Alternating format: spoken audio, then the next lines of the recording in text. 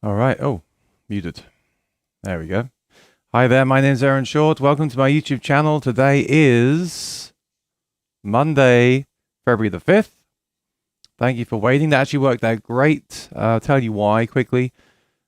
Shipping a guitar today with FedEx and shipping a guitar with UPS. And that was FedEx just rang the bell, so I gave them that guitar. Just to give you a heads up, if I put the Be Right Back sign up, it's because UPS are here and I want to give them the other guitar because that saves me that saves me a cab to the UPS store. Anyway, hope everyone's well. Think I've just about recovered. I don't actually know, I haven't recovered from NAMM, but it was great, and I'll try to go into some detail why it was so great today. But I'm still in that headspace. Still a bit It's amazing how you get jet lagged from going to California with a 3-hour difference as well, because when you wake up at 5 a.m. because in New York it's 8 a.m. right? Yeah, so it's crazy. Anyway, I'll talk about that. But free for all session. Ask me anything. Feel free to put your question in the chat. If you're new here, please subscribe and ring the bell. Let me just do that before we get started here. And I'll start by going over my thoughts from the last few weeks in general, and then you can feel free to zero in on certain things, because I could sit here for hours and talk about NAMM, and we're not going to do that. So we'll try and keep it as concise as we can. Of course, we can always talk about it again next week, or I did think about doing a special show with 4 of us talking about from different perspectives how the show went. I still might do that, and I still might have some extra sessions in the week coming up, because I just put a video up with Michael Haney. And he said he would like to come on and do a video, a live stream Q&A about electric guitars, because he builds electric guitars. So I said, why don't you come on the channel, talk about your guitars, and then people can ask questions about how you build an electric guitar and how you repair and what you think the best trem is and what you think of stainless steel frets and things like that. So definitely going to do that. And I'll just work my way through the comments. In fact, I'll start with the comments, and then if I get I'm hung up, I'll just start talking about NAMM. But honestly, so many great things happened. It was a great show for me. I don't know how the vendors feel about it, because obviously they're paying a lot of money to go there where they could be spending that on promotion. For someone like me, it's ideal because I get to network with people, and that's amazing for what I do. But how do they feel about it when they're spending their money that they could be spending on advertising? I don't know. So T is here, says hello to all in the chat. Patsy from Suffolk, UK. Bedoin, good to see you. Dr. McFarland was at the show. We hung out a few times. We had too much IHOP. There wasn't much else you could do. It was so busy there this year. So busy, especially at night. You couldn't get into the restaurants or anything. The restaurants I thought were pretty reasonable. And I thought the food at the first one we went to was excellent. But then you had a long line on the final night, so we went to IHOP, which I like IHOP, but kind of regret that decision every time. Rosanna, good evening, Aaron, and everyone here in the chat. Madfrit Manchester, do you still have I did send back the Baton Rouge, and I spoke to Baton Rouge at NAMM and gave them my feedback directly. I didn't speak to the exact people. I spoke to like the rep. Apologies, I'm probably saying the wrong thing here. I spoke to someone associated with them who I sent my video to and said, feel free to send this video to them, and also let them know that I'm up for chatting about any future videos or to give my direct feedback to them. So that was cool. Let me know what you think of the guitar. And just to be clear, the only reason I didn't keep it was that problem up the neck with the fret out. They offer, to be fair to Thomann, they offer a few things about Thomann quickly. They offer money for you to go and have it repaired, but I just didn't want to have, for me to travel to have my guitar repaired, although I love going to see my buddy who does that. It takes like an hour to get there, an hour to get home. You might have to leave it with him. Then you've got to send them the invoice, and I just wasn't worth my time to have that done. It's good they offered to do that. They also did offer to cover the shipping costs back to them since it was defective. The post office said I may have, and they said as well, I may have to pay the import tax, which I thought was crazy because they've already shipped it to America. Why would you have to then pay the import tax to ship it back if it's defective, like a warranty repair? to Germany. It makes no sense. And in fact, I didn't have to in the end. So just so you know, that's good. But if you do have to for any reason, if there's a mix-up or you have to do that, then that's on you. So I was really nervous about that, but that wasn't an issue. Thank goodness. So still recommend Toman. I have my affiliate link with them. I've done some great deals with them over the years. But if there is a problem, if you do decide you want to send something back, it can be much more hassle than just sending something back to Sweetwater, for sure. Thank you, Doc. I couldn't sing that right now. I did 2 shows on Saturday night, and I ended up playing an extra hour at one of them. So my voice is still recovering, which is why I'm taking it easy today. And I'm playing tomorrow and Thursday and Friday, so I need to recover. Don't recommend doing that, by the way, but sometimes you kind of have to. It's, you have to weigh up. Do I keep playing? If they're tipping me to play longer, do I keep going, or do I just say no? I got to go home. Really, the side of me that studied voice is going to say you should say I'm done. I need to go home. But there's those days where you just feel like, well, I just went to NAMM and they are being generous and they do like what I'm doing. I'm having a good time and blah blah blah blah blah. So you have to. If you do make that decision, then you do have to be careful the next day. That was Sunday, so now I'm still being careful today. Rosanna, thank you for moderating. Jasper's in Barcelona. Again, I did say this to Jasper the other day. He was right about the gimbal. I know I went live that first day and was testing my mics and the phone, and he said to get a gimbal, and I said, well, you pay for it then, because I keep buying stuff for these videos. But he was absolutely right. I thought about it that night, and I thought, you know what? I've come all this way. I've spent all this money to come to NAMM. If I'm going to go live, I may as well do it well. So and it was great at the hotel. You could have Amazon Prime shipped to the hotel next day. So I bought a gimbal, and I really liked the gimbal that I got. Way more than the other ones I've tried. And also, those mics were popping from Rode. So I also got the DJI mics. They're also great. They don't sound quite as good out of the box, but you can always EQ them anyway. And that rig was incredible. Like, some people were saying that my videos at some of the booths, like Bags and Cole Clark, looked and sounded better than like the other, I won't say who, but like the other YouTube channels. So that was really worth it. And still put me in the negative, but you got to speculate to accumulate, and you've got to have good quality stuff, because then maybe next year I can start to say to people, I'm going to come out there and do booth tours for a nominal fee for your channel or my channel, whatever. You need to have that experience and that equipment. I'm also learning a lot about Final Cut Pro as well, like with removing background noise, compressing the audio. And if there's enough interest, I might put this into a video at some point. If I don't know, are you guys making content like that? Let me know. Lee's in the pub. That's good. Philippe is in Montreal. Good to see you, Philippe. Thanks for joining us. Nick Johnson says, hey, really looking forward to the Monday stream. Thanks for being here, Nick. Wouldn't be the same without you guys here, of course. It would just be me talking to the camera, which it is anyway, but at least I do feel like right now I can see Lee in the pub ordering his pint. Oh, they're eating as well. Nice. Get fish and chips and a pint of Adnams. Anyway, Jeremy Horn. Good to see you, Jeremy. Can you tell us how the Bags Hi-Fi Duet sounded compared to the Anthem? Yeah, I can. I'll go into some detail on that right now, because I'm sure people are interested in it. 1 second.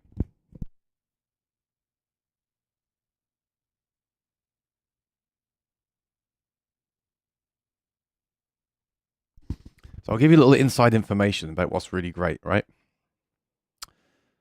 I was so lucky. First of all, shout out to Fishman. They didn't pay me to go out there, but they did get me something which is really valuable. And I don't think a lot of people know this. So don't tell anyone. It's just between me and you guys. But if you get the exhibitor pass, then you can go in from Monday. So the show, actually, they start building the show around Monday. It doesn't open until Thursday, right? So I was actually in there. I don't think people know this. I was in the show, not Monday because I arrived Monday, but Tuesday morning by 8 a.m. I was in the show. So a lot of the things weren't even built yet. And you know why that was amazing for me? Because there was no one there. It was just the company. Actually, it wasn't even the companies at this point. It was the contractors that build the booth. So I saw the booths being built. yeah, that didn't get me very far, but I just love it. I love the whole thing. I love the whole experience of this. Of now, I always have done.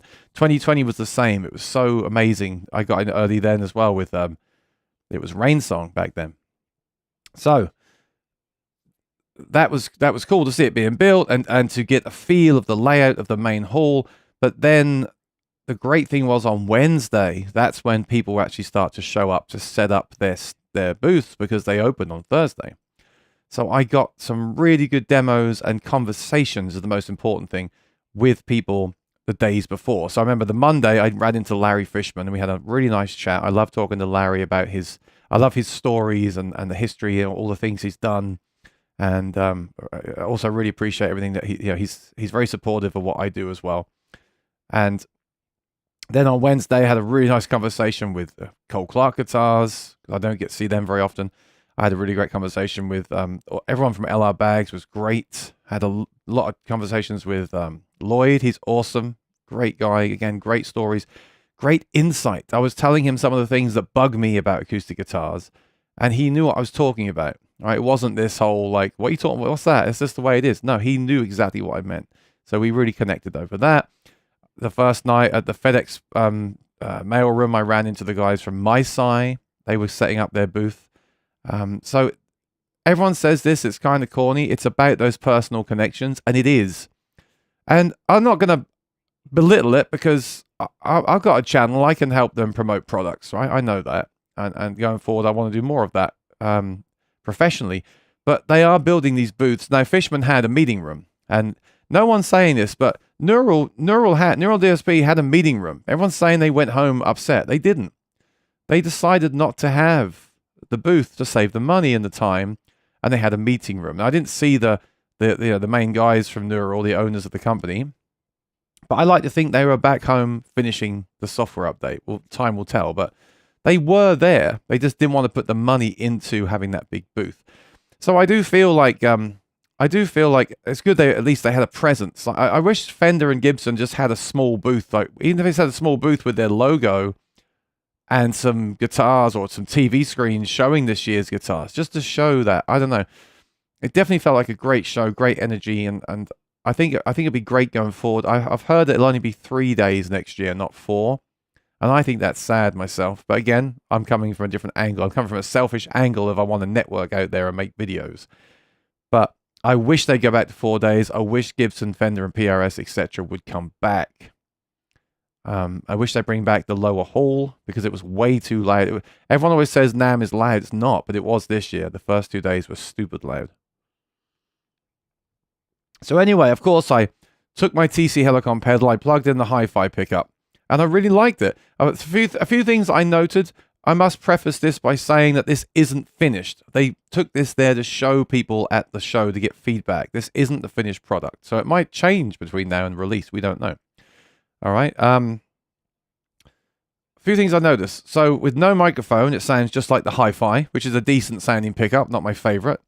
But then you just blend in a little bit of that microphone, like the smallest amount, and it really improves the sound. Of course, because you're taking away some of those artificial highs from the pickup.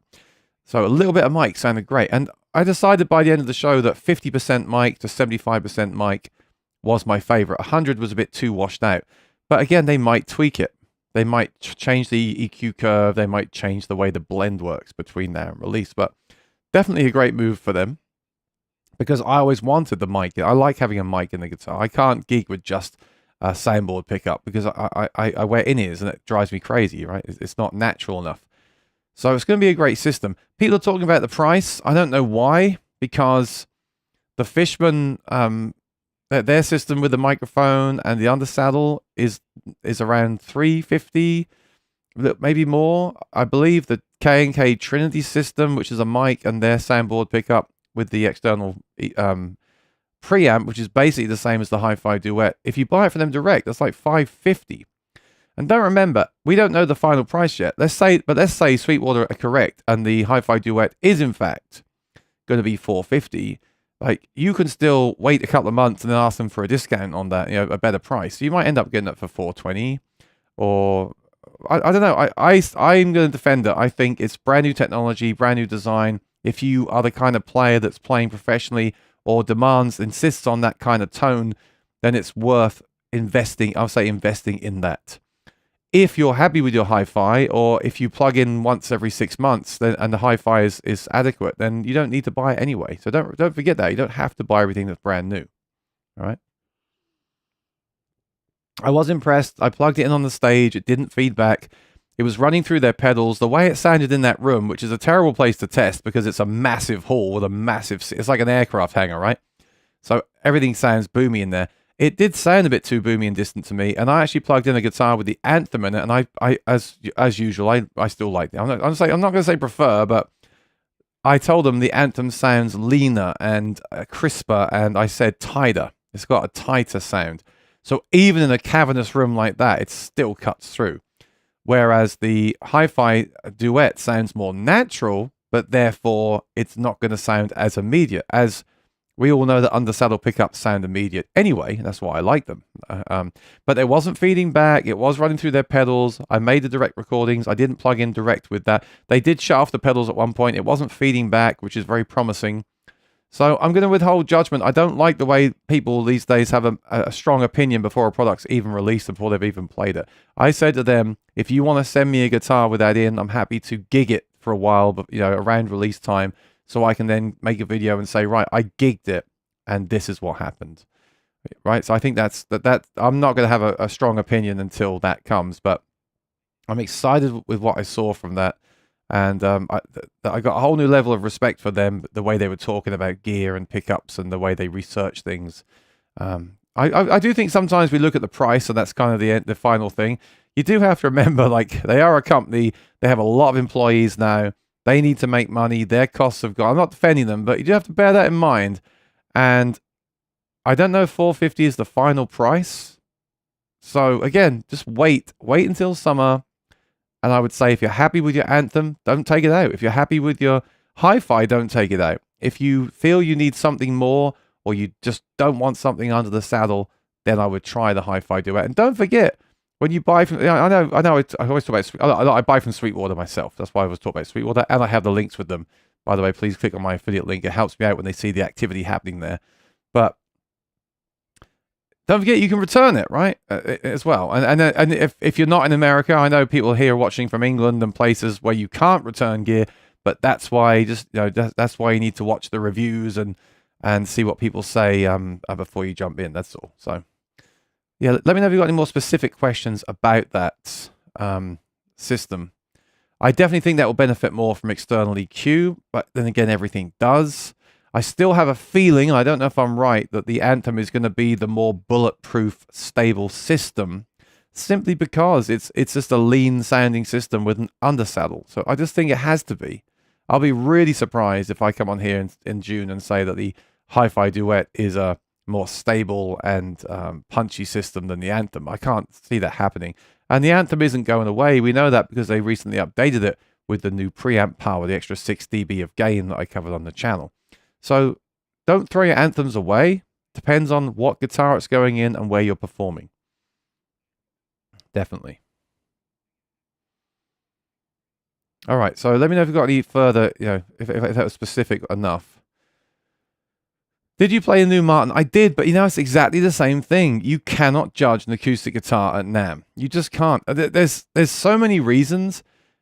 If you're there in the daytime, it's so loud. It was actually driving me nuts. Like the bass level of the background noise was way louder than before. People's electric guitars were way louder. They used to have these noise police that they didn't have this time until a few days in, and it was stupid loud. It was offensively loud. It was a problem. I don't think it's normally a problem, but this year it was a problem. The other thing is, even if you get in the Martin booth before they open, which I did a couple of times, I went live one day, they have a thick carpet in the booth. So there's a few things here. First of all, the whole booth, which is a big booth, has a thick carpet in it, which absorbs sound. And then if you think of how big that room is, it's like an aircraft hangar.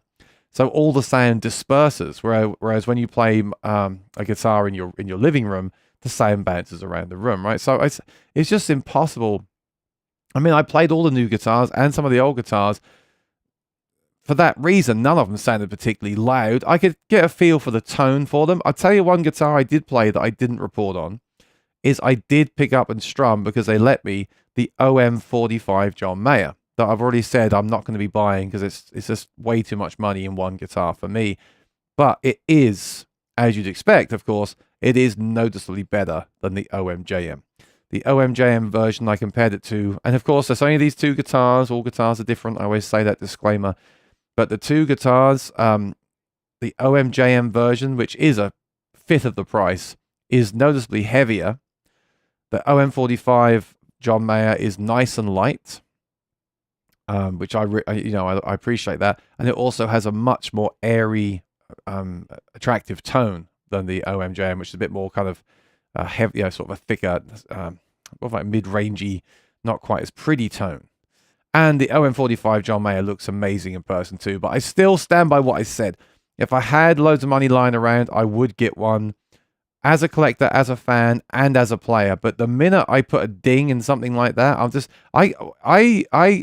if I put a ding in my gigging guitar that I know I'll eventually sell, because I replace my gigging guitars anyway, and it's worth like way less, I get so upset about it. So if I bought something like a $20,000 John Mayer limited edition, and then with tax it's probably more like $22,000.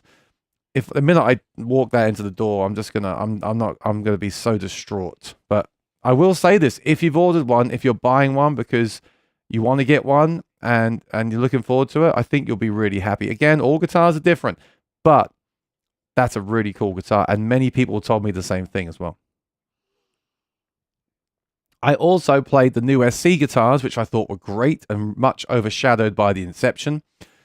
I did an interview with Fred Green about the Inception. He was very generous with his time, and that will go up probably later tonight or tomorrow. There'll be an interview with Fred Green about the Inception guitar, and also an interview with Robert Getzel about his guitars. It's great to reconnect with Robert again. But I'll say this about the Inception. I think, honestly, the marketing was too grandiose.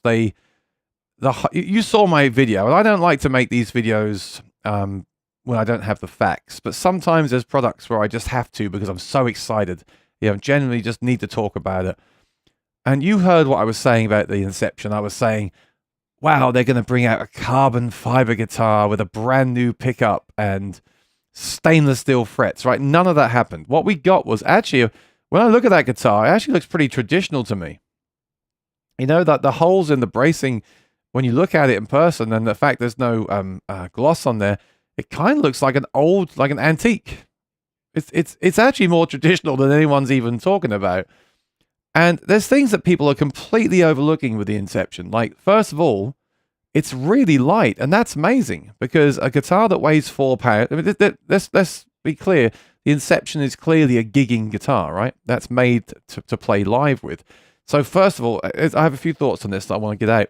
First of all, they started with a weird model, because anyone that's into Martin for the traditional stuff, like the OMs and the D18s, is first of all, the minute you say GPC, they're going to say, well, I don't want a cutaway. I mean, first of all, you got a cutaway in there, which some people hate on a Martin, right? Then it's a GPC, which is a modern body shape. So straight away, you're cutting off a lot of your audience from the traditional kind of database, right? And then they changed so much about it.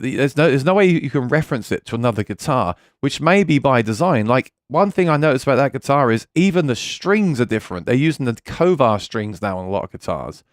And those Kovar strings, they use them, I believe, because they have less tension, and they sound warmer, and they're easier to bend. So I think they're thinking that they're more attractive to people in the guitar stores. But when you're like me, and I'm traditional, but I'm also into modern guitars, because I like the Maitons, the Cole Clarks, and all that stuff, or Acoustasonic, whatever. But my point of reference as a Martin fan is their strings, their authentic acoustic strings. And then here we go with a new guitar with everything's changed, and you've got new woods, you've got new brace holes in the bracing, and you've got different string. I mean, I've got no point of reference at all. So the first thing I would do if I had that guitar is I would change the strings to authentic acoustic strings, just to give my brain some kind of point of reference. So I do think there's a few things going on at Martin right now that are causing the customers more questions than answers, for sure.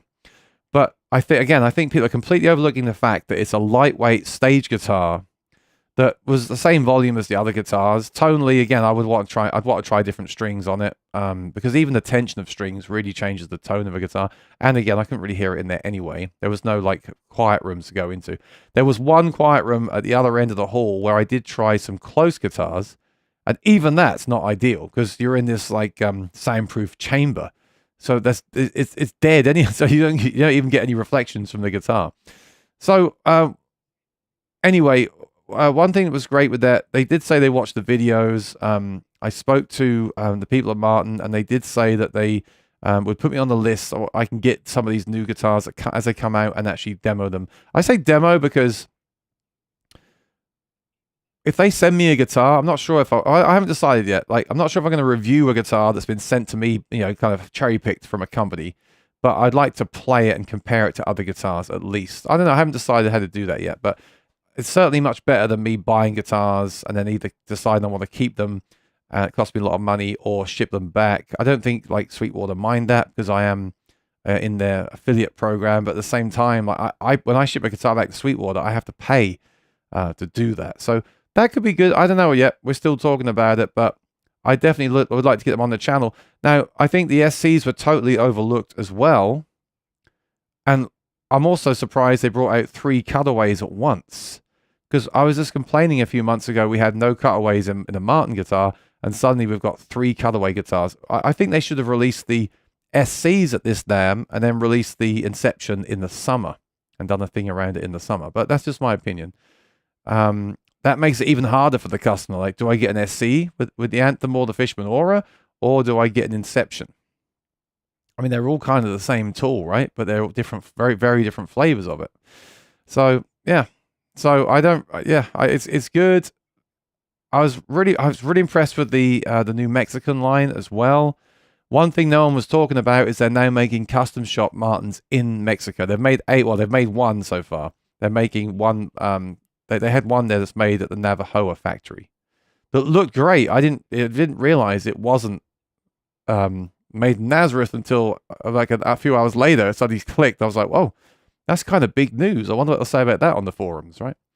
So anyway, very positive stuff. I think they had a lot of great releases. I think those affordable guitars, I definitely want to check those out because I thought the necks were noticeably improved. It's the small things that I noticed that a lot of people don't report on, like I never liked the feel of the neck on the affordable Martins. I always thought they were kind of rough feeling. I even had one filled in once by a luthier, and it felt amazing. Then I sold the guitar stupidly, but that was like a Dreadnought Junior. But what I noticed on the guitars, again, the guitars at the show at least, is that they all had really silky smooth necks, which I really liked. So I in a way, I'm kind of more impressed with them than the colorways. But I don't know.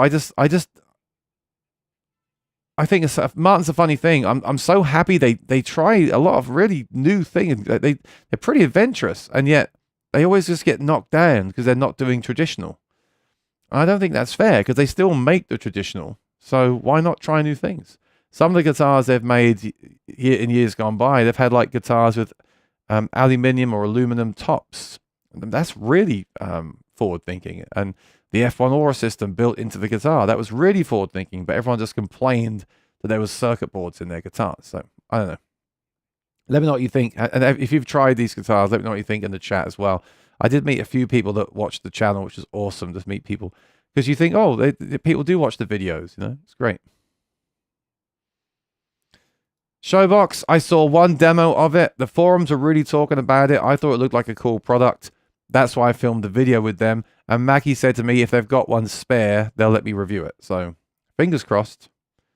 Do me a favor. If you see any company's video, like promo videos on these kind of products that would suit the channel, and if you think I should review them, do me a favor. It really helps if you put on those videos. Like, I'd like to see Aaron Short demo and review it, please, because it just helps. So I hope that comes through. Fingers crossed. If it doesn't, it doesn't. But again, I just don't. I can't. I don't like talking about money on the channel, but I just flew out to NAMM, so I'm not going to buy a Showbox and but I do think it's worth. It's not just the features. I monitor what people say online. You know, there's a lot of excitement around this product for those that don't like apps. So it'd be great to try that out and see how that works in reality. Because I like apps in my mind, but then at the gig, I never want to use them. And that's the truth of it. I kind of wish it had both though. But then you're asking a lot from companies to give you physical controls, an app, and all this stuff. And people will say, well, why not? You know, we're the customer. Yeah, because they have to work to a certain budget on these products. Otherwise, they become super expensive and no one buys them, right? That's one thing I learned a lot about talking to companies. I used to say to companies, even just a couple of years ago on the live stream interviews I used to do, I would always say, well, why don't you do this? Why don't you do that? Why don't you build an IR load? Why don't you build it? Why don't you put effects there? Why don't you put... And all the companies used to tell me over the years, like, well, we have to make money. We're a company. And then it did start to sink in that, yeah, these things are, they're products, right? So I'm not saying that products should be made cheap and they should cut corners, but at the same time, we have to remember as a consumer that they are a business as well. That's all. So yes, I did hear it. It was Carl who demos for Yamaha, and it sounded good. But again, what could I tell in a massive hall? It sounded good. I need to try it myself.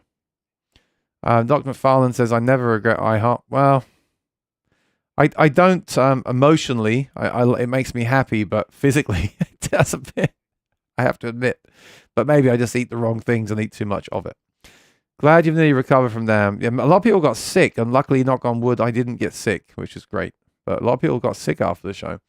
Did you see the Donna guitar pedals? I didn't, but I've actually been looking at them now. I think they look really interesting.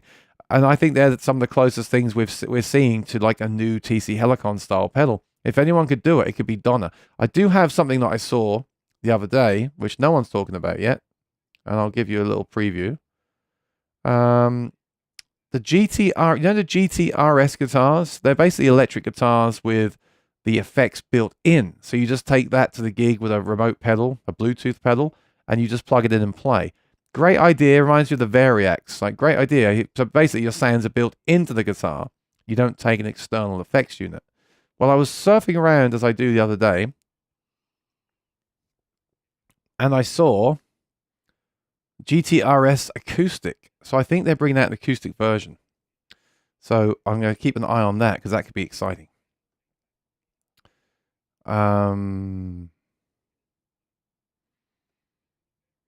Triple threat. I saw people talk about the triple threat pedal. I didn't really get that. I'm more interested in their mini stage pedal that they've got coming out. You did an excellent job covering NAMM. I watched very few others. Thank you. I appreciate it, John. So a few things about that. I was lucky in that I live in America, so I have T-Mobile. No, I wasn't lucky with T-Mobile. Their service wasn't great. But if you're from England and you don't have cell phone service and you rely on the Wi-Fi at NAMM, you can't do anything because the Wi-Fi at NAMM is horrible, and that's one thing they need to improve. But as I had my T-Mobile, I could go live before the doors opened. Once the people came in that also had T-Mobile, it knocked me off the network, as you saw on the videos. Some people were going live. I think they probably had Verizon, but there we go. I mean, how can you tell what network's going to be the best from any room to room? But the live stream paid off. I had my best month on YouTube since the channel began. Channel began in 2008 as a way to upload guitar lessons. I had under 100 subscribers. Really started to push the channel in 2017.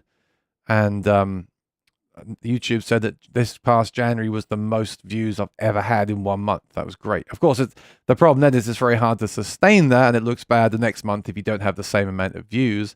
And I only had that many views because I was at a massive worldwide #1 trade show. But even so, it's great that it paid. In that regard, it paid off, right? I'll see what happens long term with that.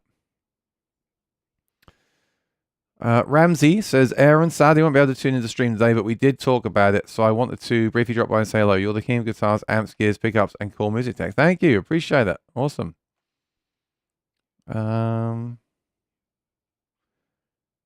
Christopher Lund, did you see news from Line 6? Nothing. I did go to the Yamaha Line 6 Open Day, which was very enjoyable.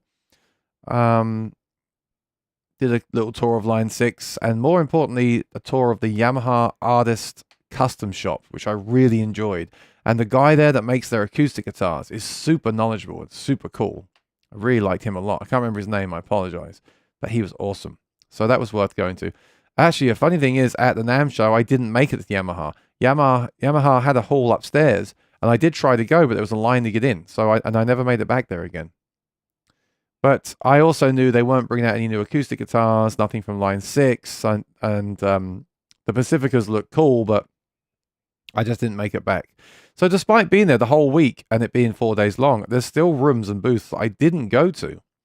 And that's why I think it should be 4 days. But again, I'm coming from a different perspective than the vendors that are attending. Jeremy Horn says, thank you. Is it Michelle? Michael? Michelle? Good evening, Netherlands. Fun fact, a Katana 50 Mark II is cheaper here than the IR2. Funny. And the Katana is a great amp. I had 100. I sold mine. I wasn't using it, but every time I played the Katana, I was just really impressed with it. It's a great product. IR2 I am now using with my humbucker guitar, so I'm very happy with that product. Ken says, "Is that a rain song behind you?" Yes, it is. I did play some of the close guitars there in one of the quiet rooms, and I couldn't tell enough from that to know if I want to try them out or not, but at least I knew it gave me some kind of idea. And I like the specs of what Close are doing, so I'm hoping to do something with them, but we'll see. Formerly known as T, felt bad for the boys from Acoustic Shop. They had problems with their sound. Yeah, you know what? What really paid off for me is all this 32-bit float recording. So I took my Porta Capture X8, and I took direct feeds from everything into that, and I used the mics built into that, and I used the mics built into the DJI, and I recorded onto the DJI. So although there's a lot of stuff to go through when I got home, I have all the files ready to go. And yeah, I've learned a lot about recording and live streaming from going to that show this time. Small shops are in bad weather and start to go iffy with stock and advice. You know, there's some excellent small dealers that really go the extra mile and really give you great service and great products. And then there's a bunch of dealers that don't go the extra mile, give you bad service and bad products. So it's really, you really got to take that on a case-by-case basis. And to be fair, I hear that about the big vendors too. I talk to people that say, oh, my salesperson I spoke to wasn't helpful, blah, blah, blah. And I say, well, that's not I can only go by my experience, right? Obviously. Rex says, good afternoon. Great job with NAMM. Watching the snowfall. Wow. In Whitefish, Montana. Does the Spark Amp and Spark Go app compete with the Bose S1 Plus? I didn't see that. I'm not a big fan of the little tiny Sparks and even that original Spark 40 that came out. I just didn't get it. I'm like, I'd rather play a modeler through a PA speaker, even though it's more money. I just didn't get. I know the Spark is portable. It doesn't sound bad. It's just, I don't know. I just didn't get it. I wanted to like it. I just didn't. I didn't connect with it. But the new Spark looks interesting because it can be used at a gig. So the new Spark thing does look good. I got very excited when I read the specs. I ran over there and said, does it have vocal harmonies? And they said, no. Okay. And I said, oh, it says it reads the room and like adjusts its internal EQ for the room. And they said, no, it has like presets built, EQ presets built. Okay, well. So I got a bit disappointed, but I'd like to try it. It's nice to have an all-in-one, of course, and it's battery powered. So glad that Positive Grid, again, like the Moas and all those companies, I'm glad they're doing something new. I got very frustrated at NAMM because it was mostly guitars and amps. There wasn't much new innovation. And it's those companies like Positive Grid and Mua and those companies that are actually at least bringing out stuff that's vaguely exciting, which is good. The internet was terrible. It was terrible. It was like really slow. And it said you could pay $80 a day for the better internet, and I was willing to do that for the channel to get the live. I would just go live the whole day long. I was happy to do that, but that was $80 for 2 megabytes. That was worthless. Use the links. Thank you, Pooh. Yeah, even if you're not in America, if you want to help me out, by the way. Even if you're not in America, if you just click on my Sweetwater link that I put in the chat earlier on at the top of the chat or in any of my videos, if you just click on that and surf around at some of the guitars, it helps me because it shows that people are using my link. And you know, people like Sweetwater, it's all a numbers thing, right? If they see you've got a certain amount of people clicking through your link every day, then they're more likely to work with you. And I have now approached them. I said, look, I do quite a niche thing on my channel, but I don't think many other people are doing that, and I'd like to cover that stuff on my channel. I haven't heard back, but I hope I do. But even if I don't really mind, because they are very good to me to have me in the affiliate thing. But I would like to do some more stuff for them. The price of the Duet makes it irrelevant against the Anthem and SL. Well, not really. Not if you want. I mean, the Anthem is now, let's see. I'm not, I don't mind saying it. I'm still very happy with the Anthem. I was playing it the other day. It still sounds fantastic, right? It's a great system. And they've just made it even better by adding that gain to the preamp. So let's see here. Oh, 1 second.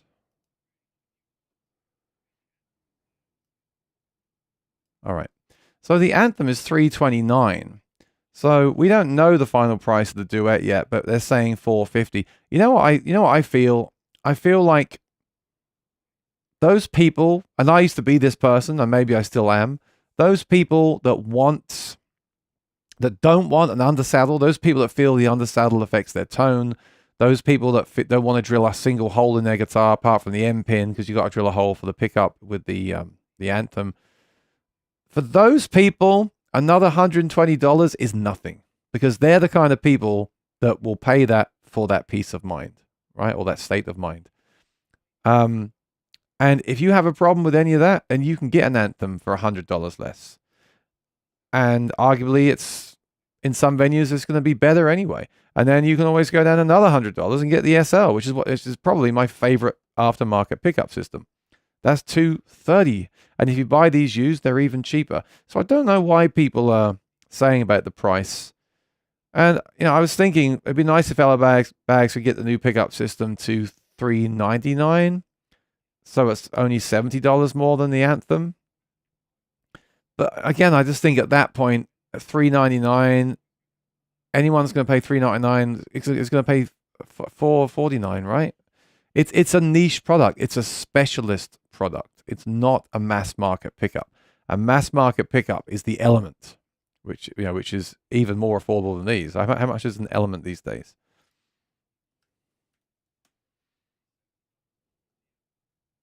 And someone's going to say, no, it's not. It's the Anthem SL. But yeah, I'm being extreme. But this is what all the OEM brands are using, right? The Element, $160, right? And I know a lot of people on the scene that I think sound great that have dialed these in with EQ that do sound great. So I'm not going to knock it. But the Anthem SL is really the pickup for most people, in my opinion. This new pickup is new technology, new research, new development. It's not even finished yet. And let me see if it's on here, actually. Oh, and also the hi-fi. Yeah, for most people, the hi-fi is absolutely fine. And it's $199. So the hi-fi Duet, it's a specialist product. And if you go on, just for one more point of argument here, if you go on to I said this earlier, K&K's website and look for the Trinity with the mic and the preamp, which is the same as this, when you buy it direct from them, it's over $500. Now, it's not that price when you buy it from a dealer because they lowered the cost, as some dealers will with this one. But it's more than this. So I just don't get the argument. And this is arguably way better. Now, the K&K Trinity sounds amazing, very natural, but I just found it a lot of hassle. The mic would fall off and lots of feedback because it's a full range microphone. This is going to be much more stable on stage, in theory, right? Because of the design of it and the crossover. So I don't know. I'm the wrong person to ask because I am obsessed with acoustic guitar pickups, and I would happily, especially years ago when I was getting into all this stuff, I would have paid anything to make my Martin sound really good on stage, and especially to have nothing under the saddle. And even now, with the Cole Clarks, like I'm buying those Cole Clarks because they have that system in it. So I'm the wrong person to ask, and we'll see. I was told that when the Anthem was released, it was the same thing. Everyone said it's too expensive. So I don't want to sound like I'm defending LR Bags, but I don't see how it could be any cheaper than the Anthem. I can't see it being any less than $350. And I know I still like the Anthem SL. And then as a thought, why not release eventually a Hi-Fi Duet SL version, which is slightly smaller and $350? That could be an option as well. Just, they did it with the Anthem. Why not do it with this, right? So, just opened a can of worms there. Let me know what you think in the chat. Did you try the two 50th anniversary models? I didn't. I didn't play many of the guitars because when I was in that room, the main times I was in the Martin booth, it was when people were there. So not only was it loud and cavernous and a carpeted floor, but you also had other people playing guitars around you as well. So I did more looking than playing. John says, hi Aaron, the Mackie Showbox turns up tomorrow. It looks great. Let's hope it sounds. So you're getting it tomorrow? Okay. I know they're shipping now from some dealers. Some dealers have them in stock now. Some dealers are waiting for stock, which seems to be happening a lot lately. So do me a favor and let me know what you think of it. I really am interested. That thing's $800, $80 for the bag, $40 for the foot switch. So you're getting, but with tax, you get basically paying $1,000. It needs to be good. But the specs are great. Look, we have more channels than the other ones. The other ones only tend to have two channels, right? This has 4 channels. Actually, I think 5 channels. You have the mixer is detachable, or you can just leave it on the side and use it on the side. You can record the gig. You can stream the gig like you can with the Bose, but this is more powerful than the Bose. So this is a cool product because it's different. It's a different approach. So yeah, let us know what you think of that. I'd be interested to know, John. Where do Martin get their European spruce from?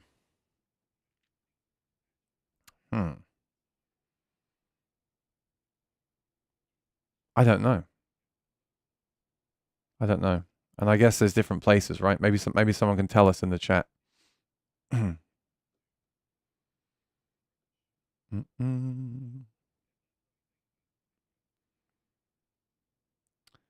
are we doing for time? 5 o'clock. Okay.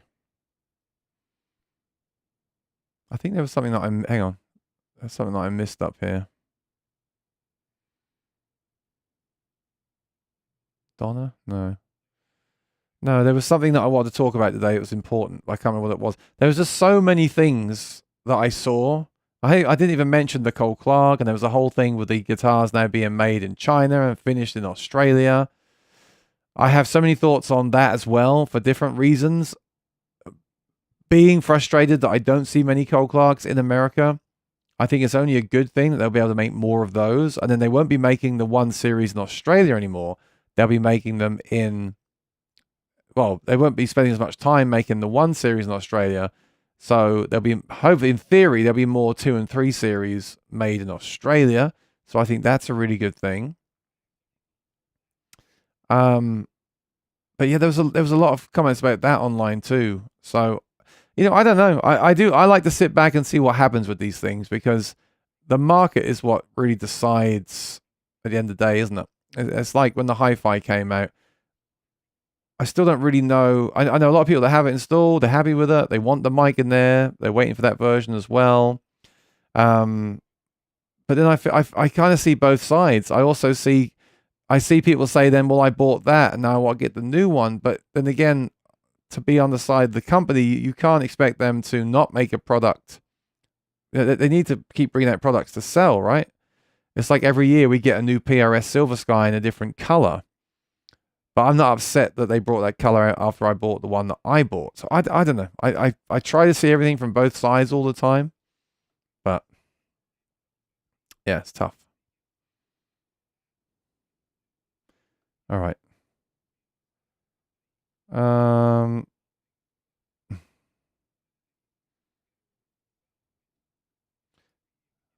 Yeah, you see, I don't know. I don't know. I don't want to have an opinion on this because if I find a pickup system that ticks all the boxes that I want, then to me that's kind of priceless, I still think that most people should get the Anthem SL. I still think I've said it for years, that's my gold standard. And I really believe that. And you can even buy those used. Because don't forget, most of these pickups can be removed and sold on anyway. So I don't know. I'm really conflicted on this stuff. I don't think anyone should even rush out and buy a brand new thing until people have reviewed it and tested it for a while anyway. And I also don't think that is the final price. I think Sweetwater just put that on the website. I don't think there is an official price yet. So it's all a bit complicated. But the Cole Clark system that you can buy and install in your guitar is $400 as well. So to me, it doesn't. I don't know. I don't want to say it's. I'm not going to say it's cheap, but to me, it's like priced in line with other things. I mean, how could they price this the same price as the Anthem? That's not going to happen, is it? The Anthem is an older system. They've been in production a long time. They've sold a bunch of them. This has to be more than the Anthem. What was the Anthem again? Let's just check. Because I think that went up anyway last year, as most things have. 329. 329. So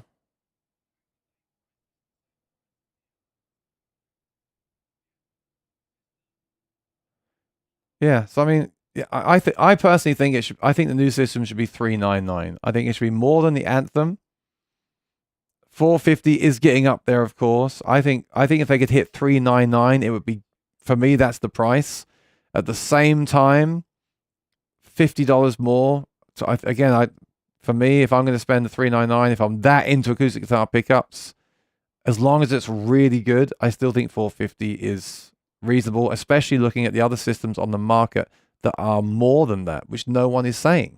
But that's just, I'm going to stop talking because I'm just going down a rabbit hole with pricing, and I don't even want to, I don't want to give the wrong impression. I don't want to sound like I think that's like I'm okay with that. I'm not okay with that, but I'm just trying to see it from every angle and also compare it to other things on the market.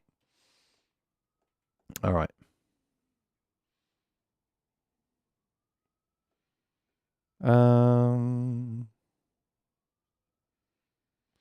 Where was I? David said, how was the Inception you received? So I did order an Inception from Sweetwater, but I sent it back because, just to be fully transparent, when I went, that guitar arrived when I got back from NAMM, and Martin already said to me that they're willing to send me guitars to show on the channel. Now, that hasn't transpired yet, but what I don't want to do is review one of their, this is I may be overthinking this, but I want to be fully transparent. I don't want to, and this is just how I feel, I don't want to post it, because they told me they watched the channel, right? They might even be watching this. So this could be a huge mistake even saying this, but I don't want to make a review of that guitar that I'm paying the shipping on when we're talking about them sending guitars for me to show on and review, demo, show whatever on the channel, compare whatever. To me, that's a crossover, right? So I sent that back as soon as I could, so they can resell it as a new guitar. So that's one of the guitars I sent back today.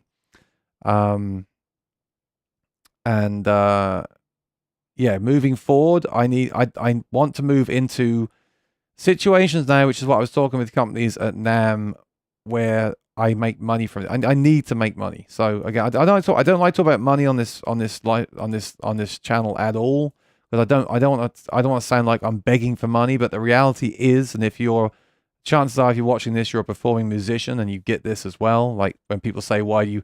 Yeah, it's all right for you. You play a few chords in a bar and get paid for it." That's not the case at all. There's a lot of stuff that goes into it, and I've spent way more money on the YouTube channel than I've made, and long term, if I keep doing it, I'm going to get in real trouble.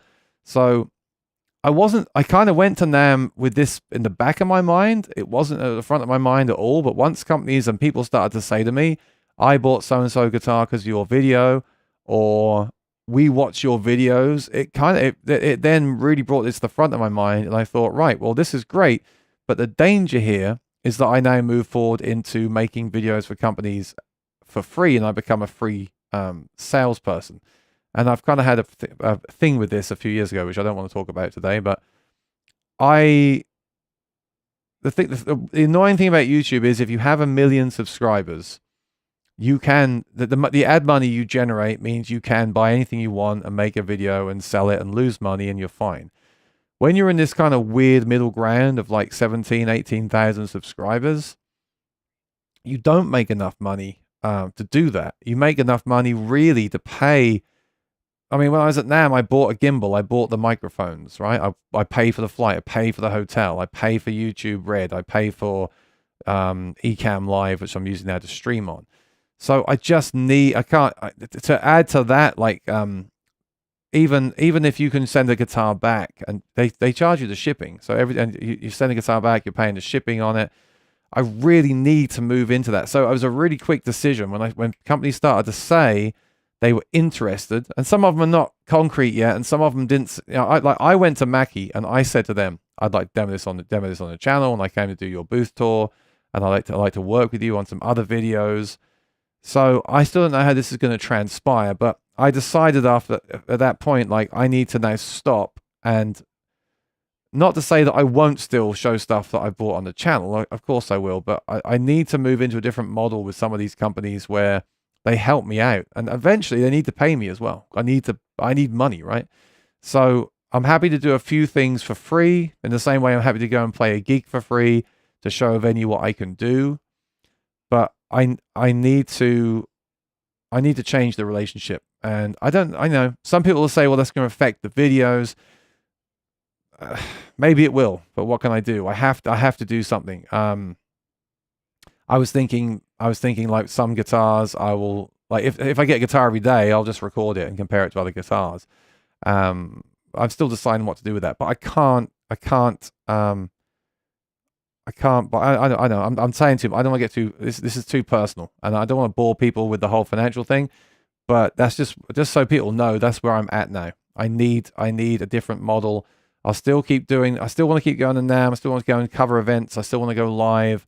I still want to talk about random things that I've found or discovered for the channel. But for all these other things, like if I'm going to be promoting major brands on here and showing their stuff, then I need them to help me back as well. And I've also reached out to Sweetwater and said I'd like to cover some of the lesser known acoustic brands and also niche pedals like the Tone Dexter 2 and the new hi-fi, like things like that. I've reached out to them and said, basically just been transparent and said the same thing. Like, appreciate everything you do for me, like having the links, but can I actually work with you and create content for you, and you send the stuff to me and pay for the time. So I've said too much, but that's where I'm at.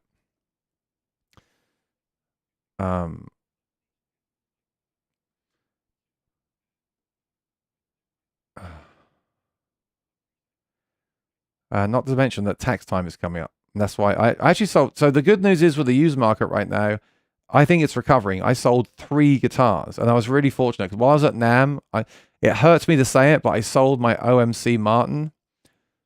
It'd been for sale for ages, and it's one of those guitars that I didn't want to sell, but then it sold, and I thought, well, that's going to pay for the trip. So I let that one go. I sold my old Cole Clark because I now have the new Cole Clarks. That hurt me too because I really bonded with that guitar. But it's actually gone to someone that watches the channel. We still did it through Reverb, but they watch the channel. So that makes me happy that again, you see, I showed them that guitar. I showed it to them on my channel. They went to NAMM. They went to Cole Clark because they watched my videos on Cole Clark. They played some Cole Clarks.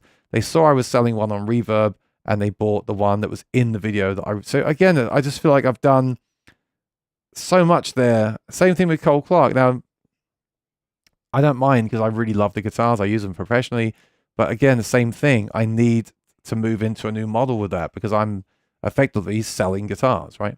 So I'm glad it went to a viewer. I'm glad it went to someone that's actually going to enjoy it and appreciate it. That's awesome. And then I also sold what was the other guitar? An HSS Fender that I never bonded with. It was too heavy. I've still got a bunch of guitars to sell. Still got a bunch of guitars to show on the channel as well. And I don't mind doing that because I've already bought them. And the fact of the matter is when I go to sell them, I'm probably going to lose, certainly will lose money on all of them anyway. So I may as well at least get some content from it to grow the channel. Because the channels really are about numbers, right? It's business. No one's going to sponsor content or sponsor a channel that doesn't have views, why would you do that? Why would you put an ad in a magazine that doesn't have any readers, right? So it's the same thing. My OMC Aura is a great gigging guitar. I still like the Aura stuff, but it doesn't have any of the body percussion. And I'm not the kind of player that really does body percussion, but I need some of it, at least. But then again, I'll always say this: if you don't need body percussion, then don't get a guitar that has body percussion. That's another thing that people aren't saying about the Inception. Completely overlooked, completely. And this is the kind of thing I'd like to happen moving forward. I wish Martin had sent me that guitar 2 weeks before they announced it, because I would have gathered my thoughts, used it at a gig, and said, "Right, here's the thing about this guitar. Forget all the marketing stuff. This is the lightest guitar that I've played, which is great when you're playing for 4 hours. This has a satin finish." Now, before you say that's to save money, yes, it is to save money, but this is a stage guitar, and the satin finish allows you to loop that sound, especially with the Baggs Anthem, which is the pickup they've gone with, at performance. No one's mentioned that at all. Everyone's just fixated on the price, and that's annoying me lately. We're all. I know the price is important. I just sat here and said I need to change the way I'm running my channel. Right? Of course, price is important, but there's other things that are important too. You know, for example, if this new Baggs pickup is amazing and it makes you play better and makes you stop experimenting with other pickup systems, then it's worth the extra $50. If the Inception is lightweight and you play better with it and you feel better with it and you've got those body sounds from the satin finish, then that's great if you're into looping and that kind of thing. The next Inception model will probably be gloss finish. I don't know, but probably will be a Dreadnought with gloss. It'll be different specs, right? It might be a Dreadnought with gloss finish, and that's for a different kind of player. And that's why I think Martin kind of didn't do themselves any favors by releasing a stage guitar. Martin aren't really known for stage guitars. I think they want to be, and I think they want and need to move into that market. But, sorry, I thought I heard UPS. 1 second. No, I hope he comes. But they didn't do themselves any favors. Then again, if they brought out a Dreadnought with the gloss finish, people might be comparing that to an HD28. Maybe the reason they did the GPC, satin, different strings, blah, blah, blah, was to differentiate it so you wouldn't compare it to their other guitars. That's possible. Could there be a custom shop opening up in Navajo? There is. Well, they've made a guitar. Did you see that? I can't believe that the forums weren't talking about this. Now, I said to Martin, I said to them, I've got no problem with this at all. And I said to them, which might be a huge mistake. I said to them that a guitar in Navajo can be made just as well, or I think I may have even said could be made better than one in Nazareth. And I really believe that. The guitar looked great. Again, I couldn't hear, I couldn't play it. I really believe that those guitars can be amazing. I have a PRS that was made not USA, and in some ways I prefer it to the USA version. That's a video I've got to make. But for me, the whole thing is more of an emotional thing, isn't it? Like when you buy a custom shop Martin, part of the reason you're spending that money, and by the way, custom shop Martins now are more like 7,000 to 10,000 than 3,000 to 5,000 these days, as everything else has gone up in price, of course. But part of the reason we're willing to do that and put ourselves in that position financially is because it is made in the custom shop at Nazareth. So will the custom shops made in Navajo have the same appeal? I have no doubt that they can't be as good or better than the ones made in Nazareth. At least as good. But will they still have the same appeal? I don't know. I actually don't know. And that's, again, the kind of thing where you need to sit back and watch what the market decides. This is happening a lot at NAMM this year, as it always does. Cole Clark are making guitars partly in China. Martin are making custom shops in Navajo. And that's because they can hit that $5,000 price point, whereas the ones that are made in Nazareth are going to be the $10,000 price point going forward, most likely. All the prices are going up. They've got to find new ways to offer the more affordable instruments. Yeah, so I saw that a lot. And then Baggs, bring out a premium specialist. I really believe like the Hi-Fi Duet is the kind of pickup that I wanted from them in 2017 when I started this YouTube channel, when I started making the pickup research reviews. That's the pickup I wanted. So if you're new to acoustic guitar and that's your first pickup, you're lucky, because I went through thousands of dollars worth of pickups to get something like that, and finally LR Bags have made it, right? They've made that system. So I think it's great, but that's just me as a fan of that stuff, right? Musicians are no customer. The shops are the customer for the big ones. Oh yeah, the dealers are the customers of the manufacturers, and then we are the customers of the dealers. Did you make it to Baton Rouge? Baton Rouge were not there. I met a representative through, because Cole Clark and Baton Rouge work together. So I met a representative of Baton Rouge, and I gave him a link to the video that I made, and I haven't heard back yet. Now, a lot of people are now arriving back home. I'm just checking my emails right now. A lot of people are now arriving back home still and catching up on emails and things. So I'm not surprised, and they may still reach out, but they might watch my video and say that they don't want to talk to me. So that's fine too. What can I do? Which acoustic guitar pickup do you suggest using TD2? You mean Tone Dexter 2? I mean, with the Tone Dexter, I wasn't a huge fan of the original at the end, but I did think it did wonders with like the K&K. I also think the Voice Print DI did wonders with the K&K. I probably, yeah. For me, the IR stuff, it's like the simpler and worse sounding the pickup, the better, the bit better or more, bigger results you tend to get, right? So I would say K&K or a Fishman undersaddle or a passive undersaddle, a good one. It will give you the most striking difference, and I guess that's what you want when you're buying a pedal like that. That's one of the products I'd like to work with Sweetwater, because I cannot buy a $600 Tone Dexter 2. I can't spend that kind of money on something which that won't work with my Cole Clarks anyway, because they have a built-in crossover that they can't be defeated. So that's the kind of product I'd like to work with Sweetwater. Stuff that other people, like no one's covering Tone Dexter 2. I'm happy to do it, but I can't buy the pedal, especially when I'm already happy with the guitars I'm already using on stage. So that would be a side project for me where I try it with other systems and go deep into it and get the best results that I can and compare it to my other guitars that I'm currently using. But that would have to be, that would have to be a sponsored video for sure. And also, I've been thinking, should we do I don't know if I want to. I was thinking about doing a video about taxes for musicians. Whenever I do those kind of videos, no one watches them. But man, that's so important to know what you're doing with. You can save yourself. When you understand tax as a freelance musician, which I presume a lot of people who watch my channel are freelance musicians, because that's what I am. That's what I do for a living, and that's kind of the angle I come from. If you know what you're doing with that, you can save yourself a lot of money. And if you don't know what you're doing with that, you can potentially get in a lot of trouble. Let's just say that. So I'd love to talk about stuff like that. And I bet some people are now going to say in the chat, yes, we want you to talk about that. But the reality is when you make those videos, people don't watch them.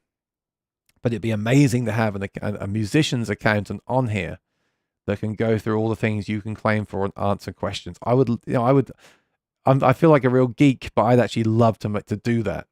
But I can't do it if no one's going to come to the stream. That's the kind of thing where they normally do like seminars and you have to pay for that stuff, right? But if we could have someone here that knows about specifically musicians' taxes and answer any questions we can think of, that would be amazing. I'd love to do that, but I just don't know if there's any interest in it. I wonder if there'll be a Hi-Fi Duet SL. I think they should make that, but they're not going to make that until they release the Hi-Fi, right? They'll release the Hi-Fi Duet, and then later on they would do an SL version. And the problem with any SL version is you can't defeat the microphone, so you can't use like impulse response technology with it, like you can with the Anthem when you defeat the microphone. So it has limitations for some people as well. Can you combine an LR Bag's I-beam with the existing mics? Don't know. It depends on the system. Most of their systems are built where you can add a secondary pickup to the end pin. Most of them do that, but I don't think many people actually end up doing that, which is why I just recommend the SL in the first place. Baton Rouge, already spoke about that, Scott. Scroll back in the video to see what I said. What's your opinion on that mic night setup for karaoke? Would you run two Bose S1s or would you run to regular PA speakers? It's all that stuff is like how long is a piece of string? I'm not being funny. It's what's the room like? If you're doing, for example, extreme example, you're doing karaoke night in your living room, one Bose S1 Pro is amazing. Done. You're doing karaoke in the local bar with 100 people screaming and shouting along. Even at that point, I'd get something like a QSC K8.2 or one of those tower EV30Ms or something, a tower system. You need to always have more headroom than you need. And so often at a gig, you'll go there and realize you have way more headroom than you need, and you didn't need to bring that with you. But when you don't know, it's better to have more than not enough. And to be honest with you, at most venues, I can run a small speaker and have it distorting and sounding horrible, and no one really cares, but I care. And there's also something about when you have a good speaker behind you, especially if you're not using in-ear monitors, you feel it. It's like the whole tube amp thing. You do feel it. You feel the speaker breaking up. I used my eVerse 8 Saturday night, and it just doesn't feel as good as like a QSC K8.2. It doesn't. It doesn't feel as powerful and dynamic, but it's light and it's an all-in-one with an app, and it does the job and it gets me paid, so I use it. That's brilliant that Martin will be sending you guitars to review. Well, that's what they've said. It's not happened yet. And I just want to be clear that I don't want to sound ungrateful. I want that to happen, but I also don't want to review guitars for major manufacturers on this channel with no I can't, right? I'm not going to start going to the local bar and playing a gig for free. So I'm not going to talk about this anymore because I hate talking about this.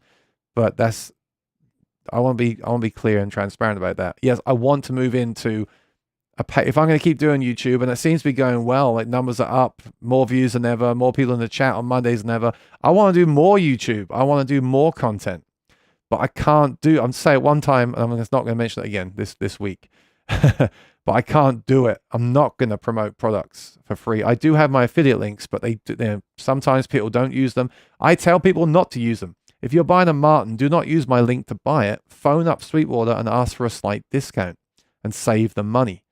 If you're going to buy strings or something, or if there's a brand new product, like a brand new product comes out and they say we can't discount it, then you can use my link. It helps me out. It doesn't cost you anything. That's great. But if I review a $4,000 Martin, I don't want you to use the affiliate link to buy. Well, I'd love you to. I'd probably make $50 out of that. But that's going to hurt you more than it benefits me. So I need those kind of videos where I'm actually promoting products and selling products. I need them to help me financially. One example, I won't tell you which company, but I walked over to a guitar company that I want to work with. I want to try their guitars, and completely unrelated manufacturer. And they said to me, or the person at the booth said to me, I bought an $8,000 Martin after watching one of your videos. So there you go. That's when you hear things like that, you're like, okay, this has to change. This has to be different. But it is great. What's a gimbal? A gimbal is like a selfie stick, but it keeps the camera smooth. And a good example, if you want to see an example of that, watch the first video I did at NAMM where I'm walking around outside holding I'm using a selfie stick with no stabilization, so not a gimbal. Watch that, and then watch one of the booth tours, like LR Bag's booth tour from NAMM, where I'm using the gimbal, and you'll see clearly the difference in the two. The Ibanez Pentatone pedal, is this any good? I don't know that one. Sorry, Michelle. Is it Michelle or Michael? Let me know. But I haven't tried that. Sorry. You deserve it too. I get funny talking about it. I don't like when people constantly talk about that stuff. I don't want to go to a gig and say on stage, I'm only getting $100. You've got to tip me. I don't want to do that. But I think it's good to be transparent sometimes, and I think that anyone watching this, thinking about doing YouTube, and I know it's my decision to do this, right? I'm the one that makes these videos. I could stop right now. I don't want to. This is also my hobby. Let's be clear about that. But it's also a sort of hobby that enables you as well, because you start to think, well, I can buy that and I can put it on my channel and I'll get views. And the reality is those videos don't often get views. And sometimes it is the video where you just kind of talk about something silly that you've discovered that gets the views. But there is a way that you can start to think, and that you can't do that because you just can't. I mean, I sold a guitar this week, and I spent like $60 on bubble wrap. You know, no one thinks about that stuff. It's not just the money you lose or the reverb fees, which I'm fine with, because again, they're doing a service. They're giving me a service. I'm going to pay them for it. But I go and buy bubble wrap to send the guitars, and it's $60 now for 3 things of small bubble wrap. You know, and I'm not complaining about that either. It is what it is. It's just that you have to weigh all this up as a thing, especially when you hear that people are buying stuff based on what you showed them. I think that deserves compensation. So this is not the stream I was expecting to have today, but there we go. It's out there now. So I'll try not to mention this again next week. Fingers crossed you get paid from some companies. We'll see. There's still some. I do find with some people they don't see the value in this stuff as well. I think a lot of companies now see that social media is the future, is the way forward.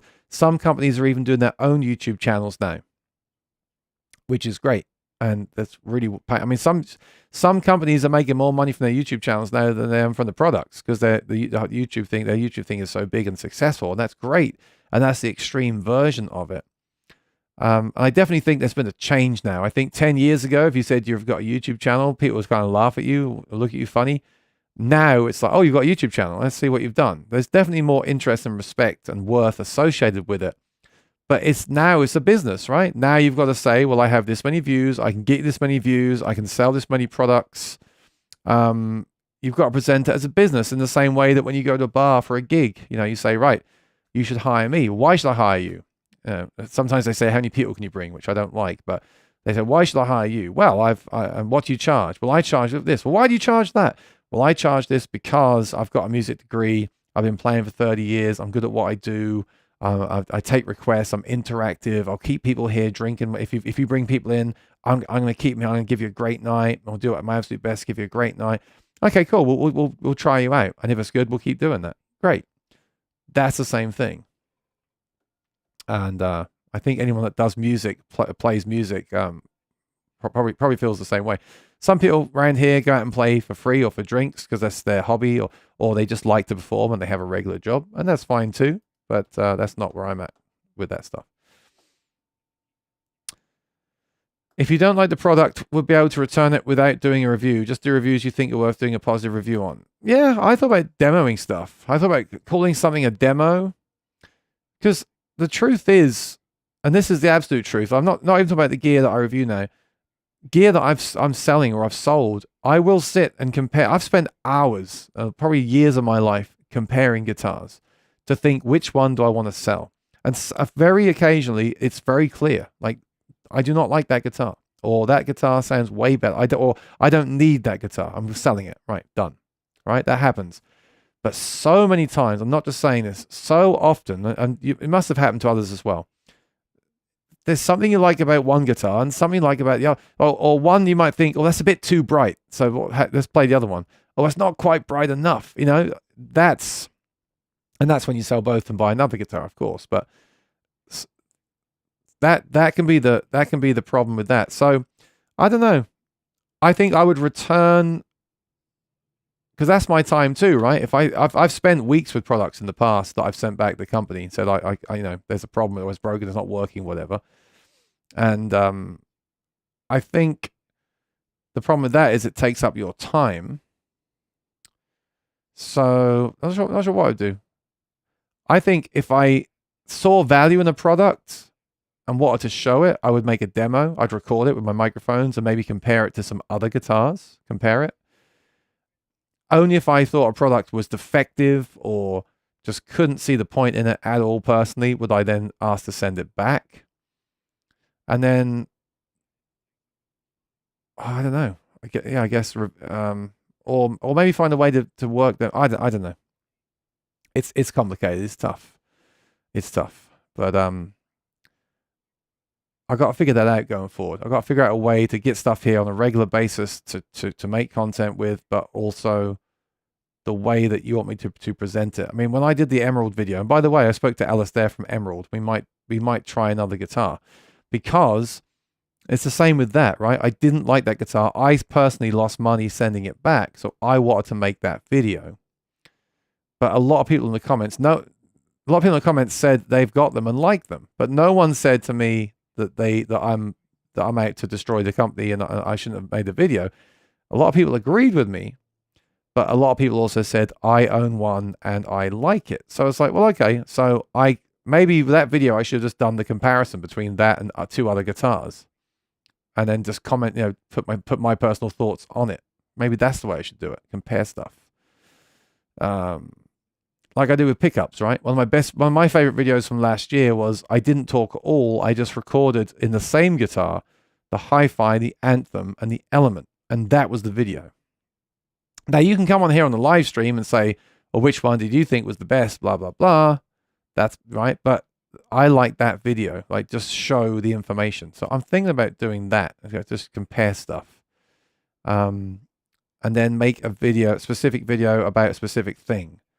Like if it's like, say there's a new guitar that comes out and you can change the tuning, and I really want to go into depth on that thing, then I would talk about that. Or say like the Inception, no one mentioned the weight and the satin finish. Maybe I'd make a video and say, look, this is why this is cool, because of this. But again, it's subjective, because that satin finish, like I said earlier, if you don't want body noise when you're performing, if that picks up the sound of your shirt and you don't loop, you don't want that. But if you loop and you want all the body sound to come through, then you do want that. So I don't know, I'm still figuring it out. Sounds like you need to sit down and set up a YouTube business plan to plug in hours to be invested and projected revenue. Basically moving YouTube from a hobby to a business like your gig. Right. I completely agree. That is exactly what I need to do. And I need to have, and I also want to be fair to everyone, right? I don't want to do a video for free for someone and then charge someone else $300. That's not fair, right? It's the same with a gig, right? So if a venue says, what do you charge? And you say 300, and another venue, you say 100, and then they talk to each other at some point and realize you were different. That's not good. You need to have a fair and consistent value of your time as well. It's the same with gigs, right? So I totally agree with you, Rex. And actually, a couple of people have offered to help me with that, to sit down and make a plan like that. So that's cool. The problem is, the reason I like YouTube is because it is so spontaneous. I'm a performer. I like to perform. For me, this is also kind of performing in a way.